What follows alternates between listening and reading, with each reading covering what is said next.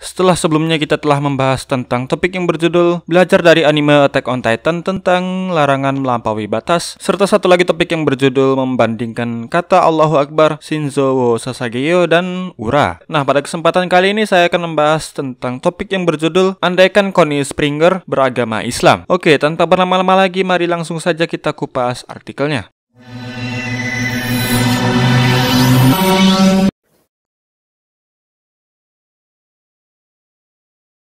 Ya, sesuai judul di atas, hari ini kita masih akan membahas tentang anime berjudul Attack on Titan. Tepatnya yang akan kita bahas kali ini adalah tentang alur cerita episode ke-26 dari anime Attack on Titan season keempat ini.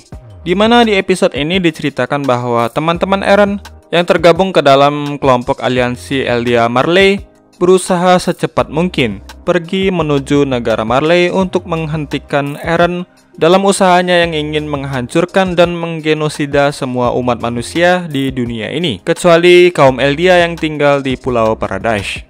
Kenapa mereka mencoba menghalangi Eren? Karena bagi mereka, tindakan yang dilakukan oleh Eren tersebut sudah benar-benar berlebihan. Tidak ada satupun dari teman-teman Eren seperti misalnya Mikasa, Armin, Jane, dan Connie yang mengharapkan terjadinya penggedosidaan umat manusia di seluruh dunia. Karena itulah mereka dibantu Hanji dan Levi serta beberapa mantan pengkhianat dan mantan musuh seperti misalnya Annie, Rainer, Gabi, Falco, dan Komandan Magat sekuat tenaga untuk menghentikan tindakan Eren tersebut. Meskipun hal itu akan berakibat menjadikan mereka dicap sebagai pengkhianat negara. Namun usaha baik mereka itu harus terhalang oleh pasukan Jaegeris, yaitu pengikut setia dari Eren Yeager, yang menunggu mereka di pelabuhan Eldia, yang merupakan akses keluar satu-satunya dari Pulau Paradise tersebut. Floch, yang merupakan pemimpin dari kelompok Jaegeris, sekaligus salah satu antagonis utama dari anime ini selain Eren, akhirnya memerintahkan para anak buahnya untuk segera pergi ke pelabuhan menggunakan kereta. Dan di sana mereka diperintahkan untuk berjaga-jaga dan mengamankan daerah sekitar pelabuhan. Hal ini dilakukan karena mereka mencurigai Mikasa dan kawan-kawan telah berkhianat ke pihak Marley.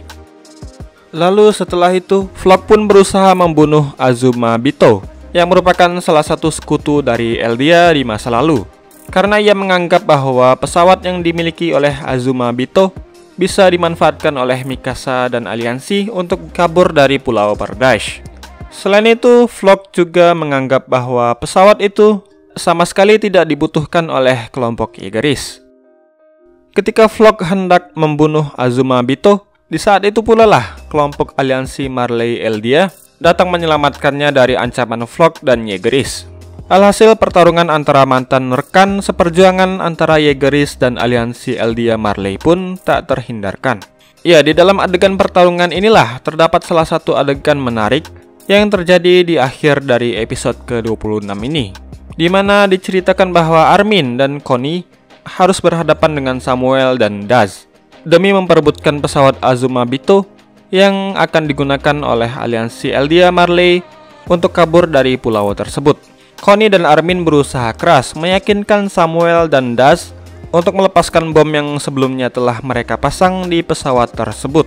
Sedangkan Samuel dan Daz yang akhirnya mengetahui kebenarannya dari Floch bahwa Armin dan Connie adalah pengkhianat Jaegeris, berusaha keras untuk meledakkan pesawat tersebut dan mengancam akan menembak mereka berdua jika mereka masih berani menghalangi tindakan Samuel dan Daz tersebut. Karena itulah akhirnya mereka berempat bertarung. Daz yang pada saat itu menodongkan senjatanya ke kepala Armin akhirnya ditembak mati oleh Connie yang berhasil merebut senjata dari tangan Samuel. Lalu Samuel yang telah terdesak tanpa senjata karena senjatanya telah direbut oleh Connie akhirnya dengan mudah ditembak berkali-kali oleh Connie dari jarak dekat, hingga akhirnya Samuel yang pernah diselamatkan oleh Sasha di season pertama itu pun mati mengenaskan.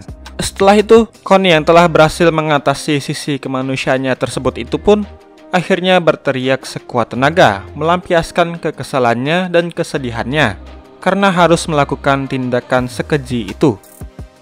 Ya, memang beberapa adegan di episode ini memang bisa dibilang cukup berhasil menyajikan perasaan adrenalin yang tinggi dengan adegan-adegan pertarungannya, dan juga sekaligus perasaan miris serta kesedihan melihat adegan di mana sesama kaum Eldia harus saling membunuh karena perbedaan tujuan politik dan idealisme. Namun di sisi lain, adegan pembunuhan yang dilakukan Connie ternyata juga sedikit dikritisi oleh para penggemar dari serial anime ini. Ya, hal itu dikarenakan Connie membunuh Samuel yang sejatinya sudah tidak memiliki senjata lagi dengan cara yang sangat brutal dan kejam. Ya, walaupun begitu mungkin kita masih bisa mentolerir tindakan Connie yang menembak mati Das di adegan yang sama, karena Das pada saat itu tengah mengancam Armin dengan cara menodongkan senjata apinya ke kepala Armin. Namun khusus untuk kasus Samuel, hal ini benar-benar berbeda. Apalagi sesaat sebelum kematiannya, Samuel telah meminta Connie untuk berhenti dan memohon agar ia tidak menembaknya. Tetapi Connie bergeming dan tetap menembakkan senjatanya ke arah kepala Samuel berkali-kali. Ya, memang jika kita berbicara tentang Connie di season keempat dari anime ini, bisa dikatakan Connie mengalami sedikit perubahan watak karakter yang cukup besar di season ini, terutama setelah kematian Sasha. Salah satu bukti lainnya yang mengindikasikan bahwa terjadi perubahan watak dan karakter dari Connie pastinya adalah terdapat dalam salah satu tindakan Connie di episode ke-24 dari anime Attack on Titan season keempat ini, dimana pastinya kita masih ingat tindakan Connie di awal dari episode ini yang dengan tega berusaha menjebak Falco untuk menjadi santapan bagi ibunya yang telah menjadi Titan, dan semua itu tak lain dan tak bukan hanya demi ambisi pribadinya mengembalikan wujud ibunya seperti sedia kala. Ya, tindakan yang diperbuat oleh Connie tersebut dan juga ditambah lagi dengan tindakan serta perilaku yang dilakukan oleh Connie di episode ke-26 dari season keempat anime ini, dari sudut pandang manapun dan apapun pastinya bisa kita katakan bahwa semua tindakan Connie itu sangatlah keji, biadab, dan tidak berperasaan. Bahkan menurut hukum peperangan internasional pun, apa yang dilakukan Connie tersebut sangatlah melanggar hukum internasional yang mengatur segala peperangan yang terjadi di setiap negara.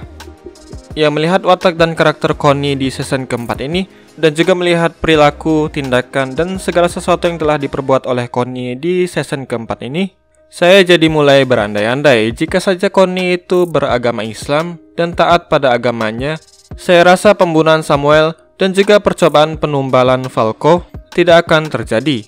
Kenapa? Karena Islam sangat melarang para umatnya melakukan hal tersebut. Hal ini seperti yang tertulis di dalam salah satu hadis yang berbunyi, Rasulullah SAW mengecam keras pembunuhan terhadap kaum wanita dan anak-anak. Hadis riwayat Bukhari dan Muslim. Lalu di dalam dalil lainnya juga disebutkan bahwa Islam sangat melarang kita untuk membunuh seseorang yang tidak bersenjata dan juga melampaui batas, seperti yang disebutkan di dalam dalil Al-Quran yang berbunyi, dan perangilah di jalan Allah orang-orang yang memerangi kamu, tetapi jangan melampaui batas. Sungguh Allah tidak menyukai orang-orang yang melampaui batas. Al-Quran Surat Al-Baqarah ayat 190. Ya, dari dalil-dalil di atas sudah jelaslah bahwa Islam sangat tidak mendukung segala perbuatan yang melampaui batas.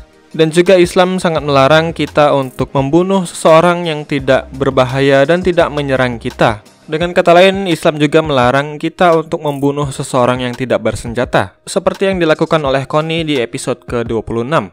Dan selain itu, Islam juga melarang kita untuk mengorbankan anak kecil dan wanita, seperti yang dilakukan Connie mengorbankan anak kecil yaitu Falco di episode ke-24 dari season keempat anime Attack on Titan ini.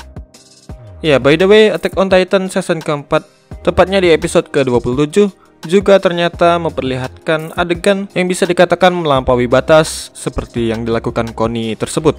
Namun kali ini tindakan melampaui batas tersebut dilakukan oleh Mikasa, di mana diperlihatkan bahwa Mikasa dengan sengaja mengaktifkan tombak petir yang dipegang oleh dua orang Yegaris yang sebelumnya telah ia bunuh terlebih dahulu. Akibatnya, tombak itu pun meledak dan menghancurkan tubuh kedua orang tersebut, sehingga berhamburan ke atas bagaikan hujan darah. Ya, ketika saya menonton episode ke-27 ini, saya bisa mengatakan bahwa adegan ini diklasifikasikan sebagai tindakan yang sangat keji. Karena di adegan tersebut, tubuh kedua orang tersebut sama sekali tidak menyisakan jasad bentuk sama sekali dan hancur berkeping-keping tanpa tersisa. Bahkan lautan pun diperlihatkan menjadi berwarna merah di adegan episode ke-27 ini. Karena terlalu banyaknya korban dari pihak Jaegeris yang dibunuh oleh para aliansi Eldia Marley ini. Iya, berbicara tentang tindakan yang melampaui batas, saya menjadi teringat dengan salah satu peristiwa paling penting dalam sejarah Islam, yaitu peristiwa April Move, atau yang dalam bahasa Inggrisnya juga disebut dengan istilah April Fools, yang jatuh pada tanggal 1 April.